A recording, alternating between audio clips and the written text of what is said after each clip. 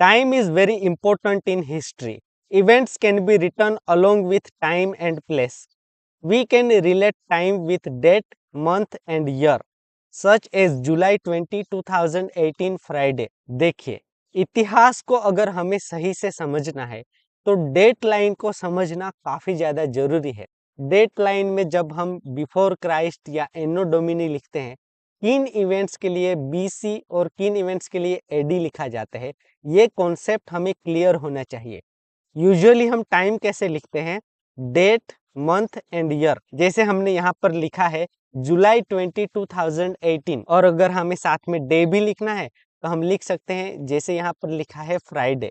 Time is associated with the birth of Jesus Christ. Birth of Jesus Christ, founder of Christianity, has been associated with dateline. Jesus Christ जिनका जन्म आज से 2024 साल पहले हुआ था, उन्हें डेट लाइन के साथ एसोसिएट करके देखा जाता है।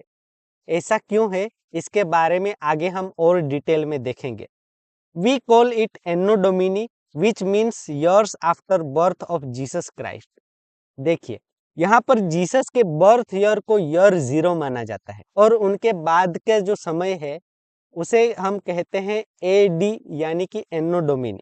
एग्जाम्पल के तौर पे यहाँ पर लिखा है 2000 AD means 2000 years after birth of Jesus Christ. Similarly, BC यानी कि before Christ means years before birth of Jesus. Example 2000 years BC means 2000 years before birth of Jesus Christ.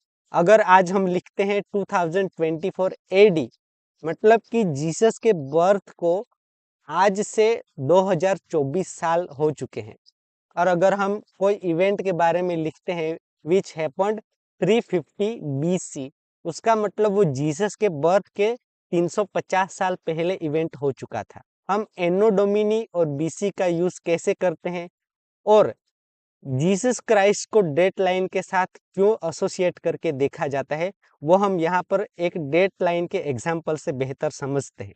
यहाँ पर हम डेट लाइन देख सकते हैं जिसमें कि एडी और बीसी का रेफरेंस है और सेंटर में है the birth year of Jesus Christ, जिसे कि हम ईयर 0 मानकर चलते हैं।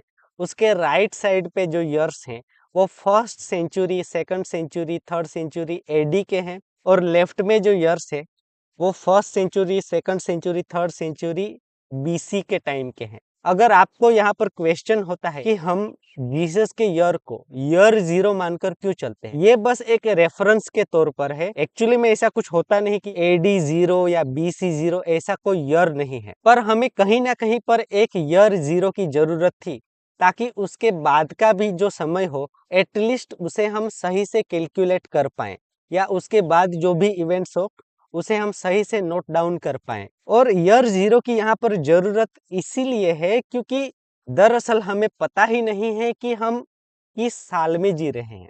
अगर ह्यूमन सिविलाइजेशन दुनिया में हम देखें तो सबसे पुरानी ह्यूमन सिविलाइजेशन हमें कुछ 10,000 साल पुरानी या 12,000 या सबसे पुरानी 14,000 साल पुरानी कोई सिविलाइजेशन मिल जाएगी। उसके पहले ह्यूमन का एग्जिस्टेंट अगर हमें 1 लाख साल पहले भी मिलता है तब भी हमें एग्जैक्टली पता ही नहीं है कि अभी कौन सा साल चल रहा है, कब से ये दुनिया है, कब से हम सब ह्यूमन बीइंग्स इस दुनिया में हैं। एग्जैक्टली अभी कौन सा साल चल रहा है वो लिखने के बारे में हमें कुछ पता ही नहीं है। यहाँ पर ईयर 0 एक जगह पे हमने बीच में रखा है जिसकी वजह से आज हम कह पाते हैं कि अभी 2024वां साल चल रहा है, 2024 एडी। जीसस क्राइस्ट के बर्थ का जो ईयर है ईयर 0, अगर इस तरह से रेफरेंस के तौर पर कहीं पर भी ईयर 0 ना हो तो हमें पता ही ना चले कि अभी ईयर कौन सा चल रहा है। अगर आपको कोई क्वेश्चन पूछे कि अभी कौन सा ईयर चल रहा है दुनिया का, तो आप बता नहीं पाओगे कि 15,000वां साल चल रहा है, 50,000वां साल चल रहा है कि 1 लाखवां साल चल रहा है। तो इसीलिए रेफरेंस के तौर पर हमें कहीं ना कहीं ईयर 0 रखने की जरूरत थी। और अगर आपका एक क्वेश्चन यहाँ पर ऐसा है कि जीसस क्राइस्ट के बर्थ को ही क्यों ईयर 0 रखा गया, क्योंकि ये क्रिश्चियन कैलेंडर है जिसे कि हम ग्रेगोरियन कैलेंडर के नाम से भी जानते हैं, जो कि पॉप ग्रेगरी के द्वारा कमीशन किया गया था, इसीलिए इसे हम ग्रेगोरियन कैलेंडर कहते हैं। और क्योंकि पॉप ने कमीशन किया था तो उन्होंने ईयर 0 के लिए जीसस क्राइस्ट का बर्थ ईयर चुना। और ये आइडिया किसका था? ये आइडिया था एक मॉन्क का, डायोनिसिस नाम के। और उन्होंने ये आइडिया दिया। उसके बाद एक कमीशन बिठाया गया और पोप ने फाइनल डिसाइड किया कि जीसस के बर्थ ईयर को हम ईयर 0 मान के चलेंगे। उनके बाद का जो समय है उसे हम एडी यानी कि anno domini the years after the birth of Jesus Christ के तौर पे जानेंगे, और उनके पहले का जो समय है उसे हम बीसी यानी कि बिफोर क्राइस्ट के नाम से जानेंगे। आई होप अभी आपको क्लियर हो गया है कि हमें ईयर 0 की जरूरत क्यों थी और एडी और बीसी क्या है। और यहाँ पर आप डेट लाइन को अगर बेहतर समझना चाहते हैं तो राइट साइड से हम first century second century AD लिखते हैं, उसी तरह से लेफ्ट साइड में first century second century third century लिखते हैं। अभी ईयर 0 से ही लेफ्ट में भी फर्स्ट सेंचुरी सेकंड सेंचुरी चालू होगा, क्योंकि अगर हम लेफ्ट से राइट लिखना शुरू करें यहाँ पर बिफोर क्राइस्ट के टाइम को, तो हमें पता ही नहीं है कि जीसस का जब बर्थ हुआ था तब तक कितने साल हुए थे, वो भी हमें नहीं पता है। इसीलिए हम बिफोर क्राइस्ट के टाइम को उल्टी दिशा में लिखते हैं। जैसे हम यहाँ पर देखते हैं 5th century BC, 4th century और 3rd सेंचुरी।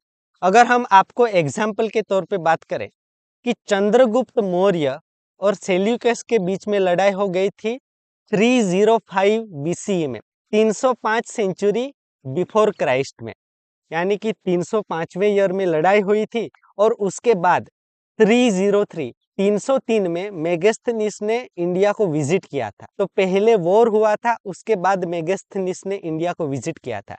तो जब हम उसके सामने बीसी लिखते हैं उसका मतलब 305 यहाँ पर पहले आएगा और 303 यहाँ पर बाद में आएगा, क्योंकि डेट लाइन तो एक ही दिशा में चलेगी, लेफ्ट टू राइट, जिस तरह से हमने यहाँ पर एरो दिखाया है। तो डेट लाइन तो चलेगी लेफ्ट टू राइट, यानी कि पहले 5th सेंचुरी बीसी आएगी, उसके बाद 3rd सेंचुरी बीसी आएगी। जबकि हम एनो डोमिनी की बात करें तो वो सही दिशा में चलेगा, first century second century third century. BC की जब बात करते हैं तो वो फर्स्ट सेंचुरी से उल्टी दिशा में लिखा जाता है। आई होप डेट लाइन को आप सही से समझ रहे हो। आप ये कॉन्सेप्ट सही से क्लियर कर लीजिएगा ताकि जो भी हिस्ट्री के इवेंट्स है उन्हें आप सही से समझ पाए। अभी हम आगे देखते हैं। Often it is written as CE instead of AD and BCE instead of BC. CE means common era while BCE means before common era. तो पहले हमेशा से यूज किया जाता था before Christ and anno domini. तो अभी काफी जगह पे CE क्यों यूज किया जा रहा है AD की जगह पे, और BCE क्यों यूज किया जा रहा है BC की जगह पे। CE का मतलब है कॉमन इरा और BCE का मतलब है बिफोर कॉमन इरा। तो ये इसलिए है क्योंकि दुनिया में काफी सारे कंट्रीज है जहाँ पर डिफरेंट रिलीजियंस है, डिफरेंट कल्चर्स है। तो जब ये जो डेट लाइन का स्टडी है ये करिकुलम में ऐड किया गया, जब ये स्कूल टेक्स्ट बुक्स में या यूनिवर्सिटीज में पढ़ाया जाता है, तो एक थॉट रखा गया कि क्यों ना हम न्यूट्रल पर्सपेक्टिव से पढ़ाएं, क्यों ना हम सेक्युलर माइंडसेट से पढ़ाएं।